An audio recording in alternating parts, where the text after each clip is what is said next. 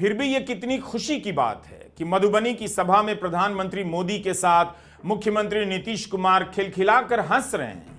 इनकी बातचीत देखकर ब्रो फीलिंग पैदा हो गई। या ब्रो, सब कूल ब्रो, या सब फिक्स ब्रो। कई लोगों को यह वीडियो देखकर शर्म आ रही है, but I am feeling proud kind of कि प्रधानमंत्री खुश हैं। 22 अप्रैल को आतंकी हमला हुआ, 24 अप्रैल तक एक भी प्रेस कॉन्फ्रेंस नहीं हुई। सवालों के जवाब इसलिए नहीं देने आए होंगे क्योंकि तनाव में होंगे। हमने सोचा सदमे में होंगे। तो आज का वीडियो किससे शुरू करें? पहलगाम के हमले में मारे गए लोगों के परिजनों के सवालों से। कोई नहीं आया वहाँ पे 1.5 घंटा, वो जिंदा था तब तक कोई नहीं आया वहाँ पे। अगर मैं भूखी आदमी होती तो मेरे को बच सकता था। તમારો જીવ જીવ છે, આ ટેક્સ પે કરે છે એનો જીવ જીવ નથી। या बिहार के मधुबनी में कड़ी धूप में खिलखिलाते हंसते प्रधानमंत्री और नीतीश कुमार के चेहरे से। आतंकी हमले में मारे गए लोगों के कड़े सवाल से शुरू करें या प्रधानमंत्री की दहाड़ से।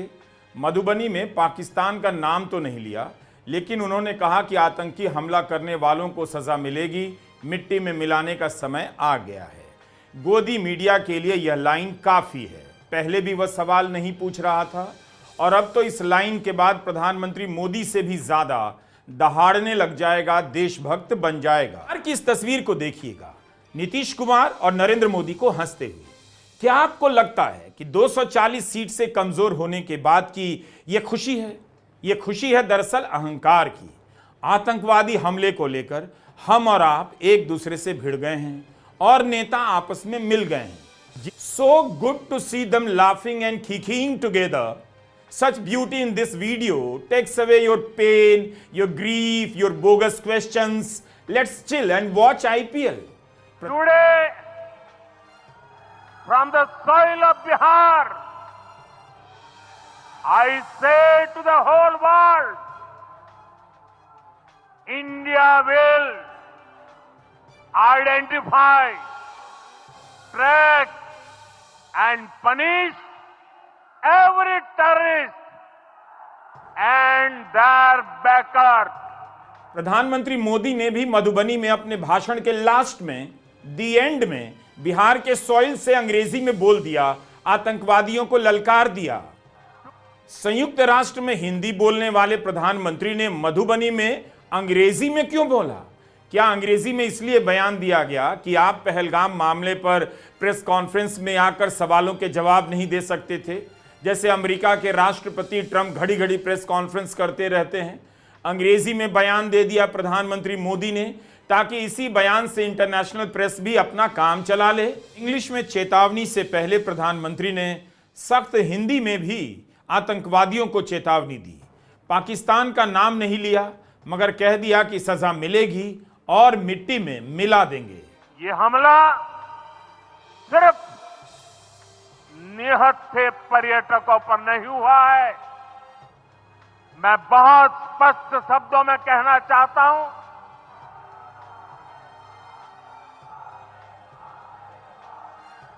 अब आतंकियों की बची खुची जमीन को भी मिट्टी में मिलाने का समय आ गया है। लेकिन मिट्टी में मिलाने से पहले सवालों का जवाब तो दीजिए कि पहलगाम में सुरक्षा क्यों नहीं थी? परिवार के लोग क्यों कह रहे हैं कि चिकित्सा मिलने में भी देरी हुई? आप रोक क्यों नहीं पाए? पुलवामा में इतना बड़ा हमला हुआ, उससे आपने क्या सीखा कि पहलगाम में उससे भी बड़ा हमला हो गया? सूरत की शीतल कलथिया ने सरकार से जो सवाल पूछे हैं उसका जवाब कब दिया जाएगा? हरियाणा के लेफ्टिनेंट विनय नरवाल की बहन ने जो सवाल पूछे हैं उनका जवाब कब दिया जाएगा? वहां सुरक्षा के इंतजाम नहीं थे, लेकिन बिहार के मधुबनी में प्रधानमंत्री बोल रहे हैं लद्दाख और सियाचिन में 4G और 5G पहुंचा दिया है। लद्दाख और सियाचिन में जहां सामान्य सुविधाएं तक पहुंचानी मुश्किल होती है, वहां अब 4G और 5G मोबाइल कनेक्शन पहुंच गया है। आतंकवादियों ने हमला किया, निहत्थे भारतीयों को मार दिया उस जगह पर फोन का नेटवर्क सही से काम नहीं करता है। कई लोगों ने कहा, लेफ्टिनेंट विनय नरवाल की बहन सृष्टि ने सवाल किया है, 1.5 घंटे तक कोई मदद नहीं पहुंची, उनका भाई बच जाता लेकिन मर गया। और प्रधानमंत्री मधुबनी में बोल रहे हैं कि सियाचिन में 4G 5G पहुंचा दिया। सूरत की शीतल बेन ने सवाल किया है, कोई सेना नहीं थी, कोई पुलिस नहीं थी, कोई चिकित्सा सुविधा नहीं थी। उनके पति शैलेश कलथिया की भी आतंकवादियों ने हत्या कर दी है। सूरत की शीतल कलथिया ने जो सवाल पूछे हैं, कम से कम उसका जवाब सरकार को देना ही चाहिए। केंद्रीय जल संसाधन मंत्री CR पाटिल से जो महिला बात कर रही हैं, वही हैं शीतल कलथिया। शीतल के पति शैलेश कलथिया को भी आतंकवादियों ने पहलगाम में मार दिया। शीतल ने साफ साफ पूछा कि सेना को क्यों नहीं पता चला। आतंकवादी सामने आते हैं, हमें गोली मार देते हैं और सेना क्या करती है। शीतल बेन के सामने केंद्रीय मंत्री चुपचाप खड़े रह गए। शायद उन्हें भरोसा होगा कि गोदी मीडिया का तंत्र देश को इन सवालों के बारे में पता ही नहीं चलने देगा। कोई आर्मी मैन नहीं, कोई पुलिस मैन नहीं, કે કોઈ ફર્સ્ટ એડ કિટ નહીં। મિની સ્વિટ્ઝરલેન્ડમાં એક ઓફિસર નહોતો, કોઈ જવાન નહોતું। જો ત્યાં કોઈ હોત ને તો આ નો થાત। કોઈ સિક્યુરિટી નહીં। આ બધું બની ગયું છે, છતાં નીચે જે મિલિટરી હતા એ લોકોને ખબર જ નહોતી કે ઉપર શું થયું છે।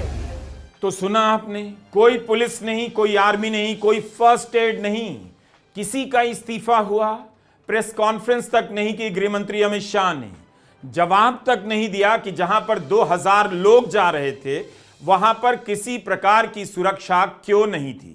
विनय की बहन सृष्टि ने कहा कि अगर पहलगाम में सुरक्षा होती तो मेरा भाई बच जाता। आतंकवादियों की गोली लगने के बाद भी वहां तड़पता रहा, किसी ने सुध नहीं ली। वहां 1.5 घंटा वो जिंदा था, तब तक कोई नहीं आया। हेल्प होती, आर्मी होती तो फिर भी बच सकता था। अगर कोई आर्मी होती तो फिर वो बच सकता था। कोई नहीं आया वहाँ पे, कोई नहीं आया। वो मरेगा जिसने मारा। सृष्टि का भाई तो भारत की सेना का नौजवान अफसर था। अपने भाई के लिए सृष्टि ने जो कहा, वो वीडियो आपने कितनी बार चैनलों पर चलते हुए देखा है। क्या किसी ने पहली हेडलाइन बनाई, इस पर डिबेट की? तो ऐसे खबरों को मैनेज किया जा रहा है। जेडीयू ने बाकायदा बयान जारी कर दिया है कि प्रधानमंत्री मोदी की सभा की तैयारी में जेडीयू के तमाम सीनियर नेता व्यस्त हैं, इसलिए सर्वदलीय बैठक में हिस्सा नहीं ले सकेंगे। क्या ठाठ है! आतंकी हमले के बाद होने वाली बैठक से ज्यादा क्या जरूरी है इनके लिए, आप देख सकते हैं और हाउसिंग ग्रुप के अंकिलों से पूछ सकते हैं। इस वीडियो के अंत में एक बात कहना चाहता हूं।